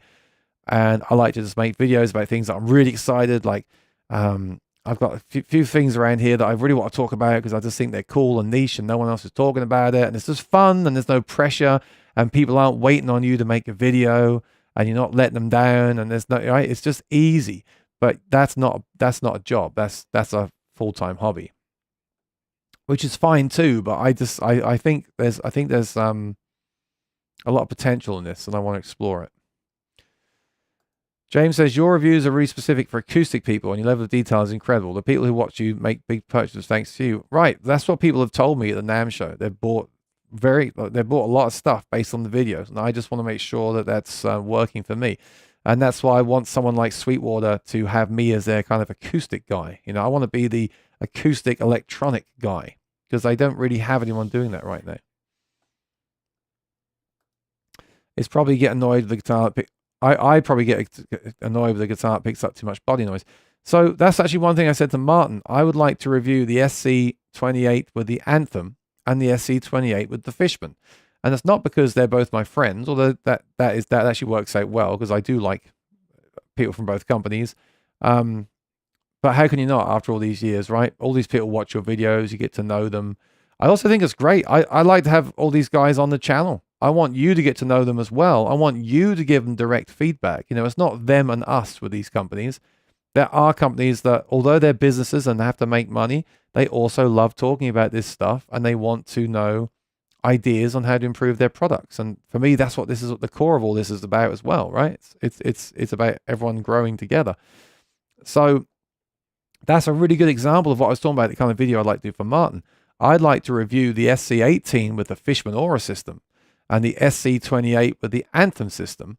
I'd like to say how the two guitars compare acoustically, or record them, and also record the pickups direct and explain who they're for, because I think that the Anthem is one of my favorite systems. I also like the Aura system as well, depending on the images that they create. I did play one of those guitars through an Fishman amp, or no, headphones, I think, and I thought it sounded way better than the custom shop version did. So I'd love to show them and also explain how you might decide which one to get. Because I know the Anthem has longer battery life than the Aura, but the Aura doesn't pick up the body sound, and the Anthem does, unless you just use the undersaddle pickup, which then doesn't sound as good as the Aura image in the Aura guitar. So that's exactly the kind of video I want to make, and I want to do it professionally, not just as a hobby. So that's, yeah. Thank you. You're all very helpful with me. I really appreciate it, because I'm learning as I go. You know, I don't really know what I'm doing. I just like talking about the stuff, and I just want to make sure that I'm not getting myself in trouble over it. That's all.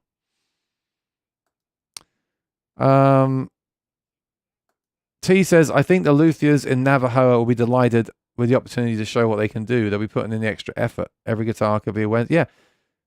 Those guitars could end up being exceptional guitars, and I wish I had played it. So again, that's the kind of video I'd like to do. Here's a custom shop Martin from Navajo, because it might end up that that could be a phenomenal guitar, right? So I totally agree. And then we have the conversation about, well, is that, would you buy it? That's the ultimate question. There's other, obviously the sound, the playability is the most important thing, but then, well, I don't like talking about guitars as an investment, but you do have to consider these things, right? A lot of guitars that I like don't have the best resale value, shall we say? So, how would you know you got a Martin custom shop from Navajo or Nazareth? Will stores advertise? Yes, and it's not a big thing right now. I think they've made like one of them. I can't believe no one's talking about it, honestly. Let me see if I can bring it up on the Martin website.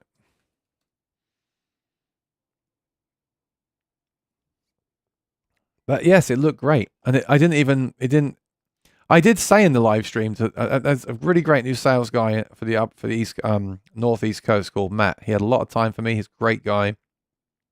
I did say in the live stream with him, "Oh, it's made in Navajo," but it just didn't sink in until I went back in the afternoon, and I stood there and I thought, "That's made in Navajo." That's how good it looked. It looked great. So let's see if I can find it on here.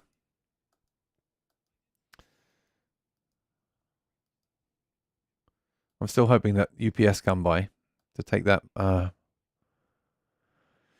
are they taking? Is that the Martin? But I hope they come by. The Cutaway, the OMC. Oh no, they're coming for the Cole Clark. I'll miss that guitar, but I got other Cole Clarks. So that's fine. I can't see it, but there's new models, a custom edition.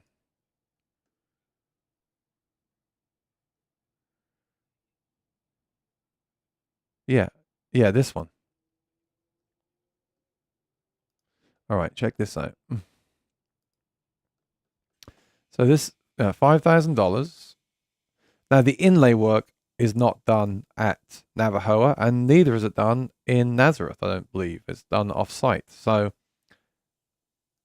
everything else is done at Navajo. I mean, I didn't play it, but it looked amazing. And I guess if this was made in Nazareth with that kind of inlay, you're looking more at 8,000 to 10,000, right? So yeah, I've got no problem with it. I have no problem with it, and I thought more people would be talking about it. Maybe they are in certain forums. But this is the 50th anniversary, a timeless tribute to the company's 35th year of quality craftsmanship in Navajo, Mexico. So 35 years in Navajo. That's a long time. And 50 years of service from Chris Martin, the Tree of Life inlay. What are the woods on this one? Oh, wow. That's interesting. It's got a mortise and tenon neck joint, not a dovetail neck joint. I've been pretty vocal about that in the past, so I better not say anything, but we have bear claw spruce top. and Sapelli back and sides. So yeah, you know, I don't know. I still say all guitars different. I still say it could sound amazing, but the specs of that, even if that was made in Nazareth, the specs of that might put some people off, unfortunately. So I don't know what to think. I'm not going to have an opinion today. I'll let you guys talk about it in the chat. All right.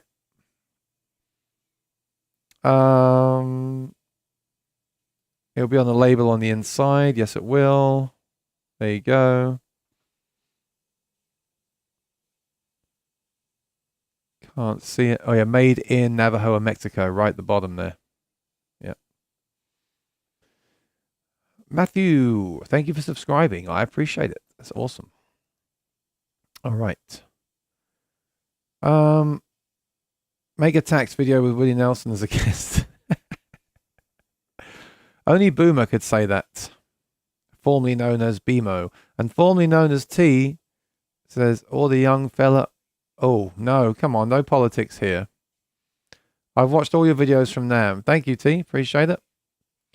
Boomer says, you met Aeris Packaging from Montreal. They might want to work with you. You make a packing guitar or amp to sell through Reverb video.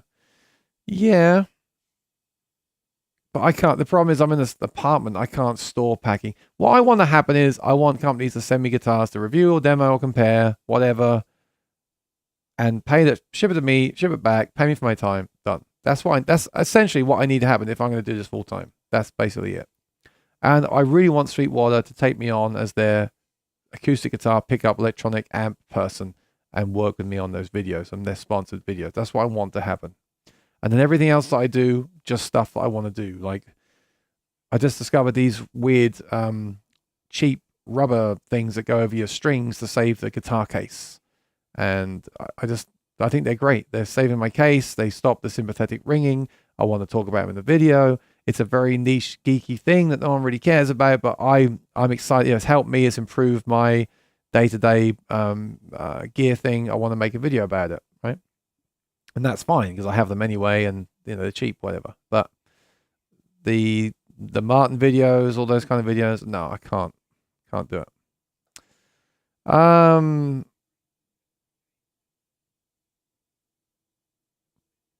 having a good time because I didn't go live last week, so I'll go a little bit longer. But they could. I mean, look, I got no problem with them. Their stuff looked great, and I've used their stuff. I've used their packaging with other companies that have sent me guitars. I got no problem with them if they want to come and sponsor a video. I'll do it. You know, I'll have them on for an interview, and they can show their products and talk about their products and sponsor a video. That's okay. That's fine.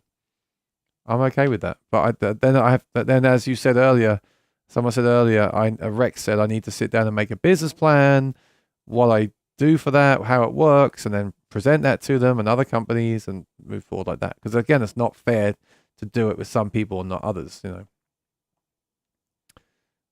In fact, there are a few companies, there's a few people I said come on and some collabs I'm going to do with some smaller companies, but any of the bigger companies, and eventually everyone by the end of this year, I need to have the same. It's not fair otherwise, I don't think.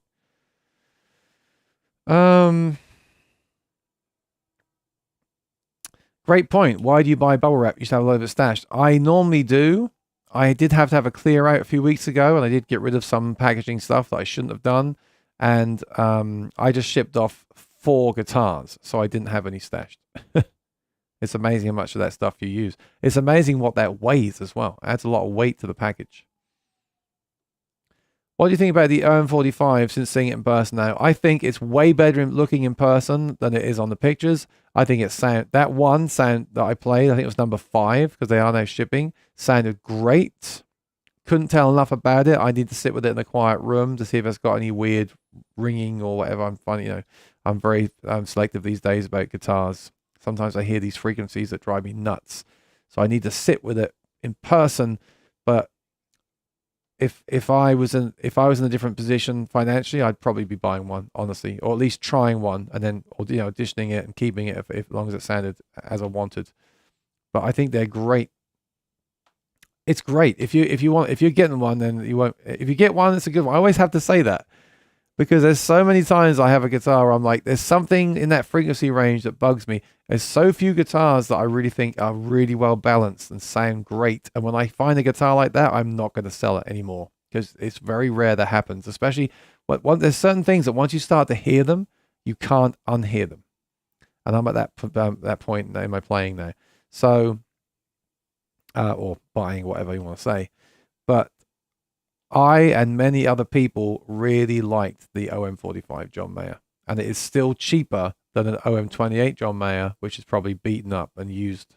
So I would, if your heart is set on a John Mayer, OM28 John Mayer, I think you're better off getting an OM45 John Mayer at this point. Do you think more companies will do what PRS did this year where they don't attend NAMM but have big releases? I just don't know. No one said to me that they're not going to NAMM anymore. But it's pretty clear you don't need NAMM. So only time will tell with this. I think it's a mistake not to do 4 days. I think they should do 4 days. I think everyone should come back, but I'm very selfish. I love it. It's one of my favorite times of the year. I absolutely love it because I've got so many friends now in the industry. Well, I say friends, just people that I love talking to about gear. Like I love talking to Larry Fishman and the guys at Martin and yeah, of course Lloyd. But this amazing this time Miles from Cole Clark. He's so knowledgeable, and I learned so much about the company, the history and the ins and outs of the guitars that I didn't know before. And it's so valuable to me because now I can talk about it on the channel. And when someone asks me about the company and I really know the ins and outs, it makes such a difference. So it really is part of the education for me. And you just wouldn't get that otherwise. I never would have met Miles Jackson from Cole Clark without NAMM. I've met him 3 times at NAMM. So I don't know. Only time will tell. Boomer says, I bought my HD28 Retro because of this channel and I love it. I didn't know that. I know you've got one. I didn't know you bought it because of the channel. That's cool. And I still say that's a great guitar and they shouldn't have discontinued it. Not only have you helped people make the right purchase, you also have prevented people from making the wrong purchase. Yes, and sometimes at my expense. So I do realize that as well. And my refret will be stainless frets. I asked many companies about why companies don't use stainless frets, and I think I got an answer. And I'm going to make a video about my Maton guitar, which has now been fully repaired and does sound better than it did in that live stream. It was broken. And I'm going to talk about why don't people use stainless steel frets and acoustic and a few of the things that have said to me at NAMM about why they don't. And I'm going to single-handedly see if I can make a difference in the acoustic guitar community. First high-end guitar from Navajo, only 50 made. Could that be in like the 93, 94 Gibson custom shop? Could be. But I don't know why it's not a full dovetail. Perhaps they can't do full dovetail in Navajo. That's possible. They haven't got the tooling yet. Just found out Neil Young has a half-sister. I tell you what was amazing that plays guitar. You know what was amazing yesterday? I didn't watch the Grammys, but I was up late last night and I went on YouTube and I saw, oh wow, I saw Joni Mitchell singing. That gave me, that blew my mind. I don't know how it made me feel. And then I haven't seen it yet, but Tracy Chapman was it Luke Combs and Tracy Chapman? Gosh, she sounds amazing. She doesn't perform. I don't think she tours anymore, but she sounds so good still. And Joni Mitchell's been, she's been. I don't want to say the wrong thing, but she's been off the radar, right? And she's done a few performances. But her performance, she sat down. She didn't play the guitar. I'm not sure if she's able to anymore, but she just sat there and it was more like a poem. Like she didn't even have to. She actually sang it very well. She sang both sides now very well, but it was more about her. It was her. It was her, just her. And then it was the song. It was her, and then it was the song, the lyrics of the song, the message of the song, and then the voice was good, but it was more like one of those Bob Dylan performances, where with Bob Dylan, sometimes I worry that I won't enjoy the musicality of it, but it's about him and the message and the words. And that was the same with her, but she also sang it very well, I thought. And the whole thing just came together. It was very tastefully done, and it just came together as this complete package. You know, it was awesome. And then I saw a bit of Tracy Chapman's Fast Car, same thing. Just really, I was like, yes, music is back. And also, if you haven't listened to it, there's a new album coming out from Liam Gallagher and John Squire, and the 2 singles so far are just great, like classic writing. I'm really excited. Music is getting, it's getting real again. I think slowly. I know I sound old when I say that, but I believe that. I should listen to acoustic guitar more. Any recommendations? Yeah. Tommy Emmanuel, who also won a Grammy last night, which is great too. Boomer says, give a thumbs up. Yeah, if you wouldn't mind, if you want to help me out, like this video that you're watching. And also make sure you're subscribed and the bell is rung. And also in the chat, I've pinned a comment that says, click here to browse Sweetwater. Just click on that link and it'll open the Sweetwater's page, and then you can just quit out of it. Thank you. The JM OM45 or the CEO 10. That OM45 is amazing. It looks amazing. It felt amazing. It was light. It sounded amazing. Yes, we've talked a lot about money today and price. Yes, $20,000, right? $20,000. I mean, for someone like me that's a working musician, that's the kind of money that, I mean, we all need, as working musicians, we all need money in the bank in case we can't work. There was a while ago, I hurt my arm. I had to take a month off. You never know. You might have to take a month off, 3 months off, 6 months off. That's a lot of money there. And also people say, well, I'll buy it and it'll be an investment because in 10 years it'll be worth 30,000.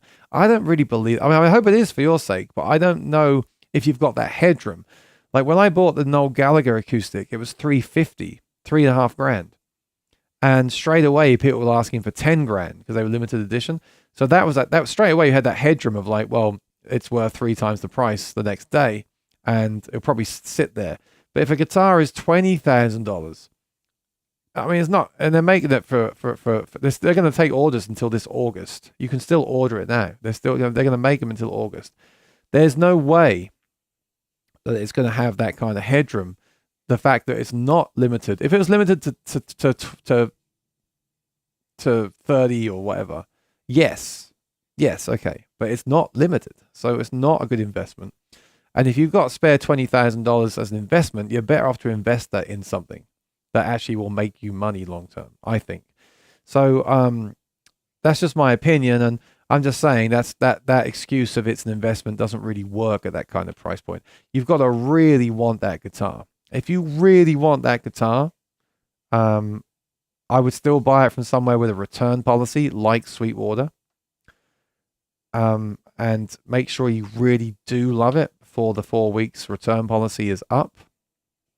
But I think that could be a lifer. That could be like the guitar, especially if you like the look of it. And some people don't, which is fine too. But all I can say is that show, a lot of people said to me, I really like that guitar. I think it's going to be that's going to have as much kudos as the 28 did. Original 28 did. Joni, wow, yeah, she was amazing. It's so good to see those performances. I sound really old, but you don't see those kind of performances anymore. Like masterful, masterful performances in songwriting and singing and performance. You don't see them anymore. It's amazing. I'm so glad we still have people doing that. I think was the only thing about Navajo guitar that confused me. Why didn't they do a full dovetail? It would probably help the sales. I agree. I didn't know that, and I do think it will hurt the sales. But I also think at Navajo they don't have the tooling to do that. The ironic thing is that they've just started making the SC28 and SC18E in Nazareth because they didn't have the tooling to make that body shape in Nazareth until now. And when the guitar came out in 2020, they made it in Navajo, and they did have the tooling to make it there because that's where they first made them.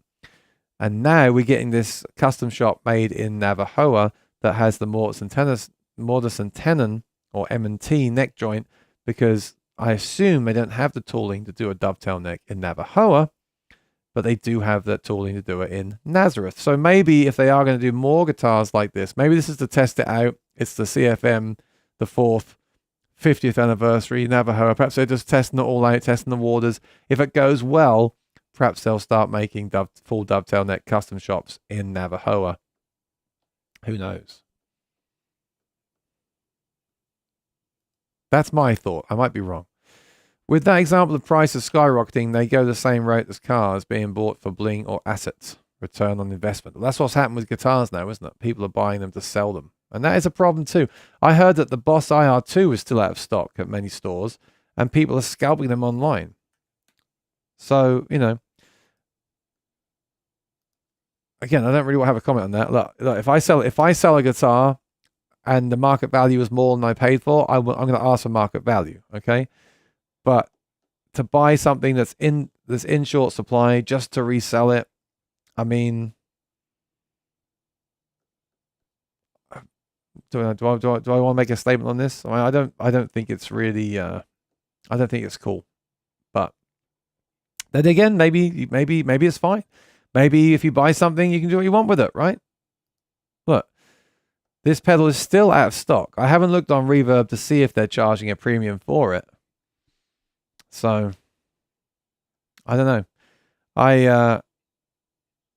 Yeah, no, I don't know. But I imagine these. I mean, I would never. The point I want to make is I would never pay more than $199 for this pedal, because it's Boss. They're going to have more sooner or later.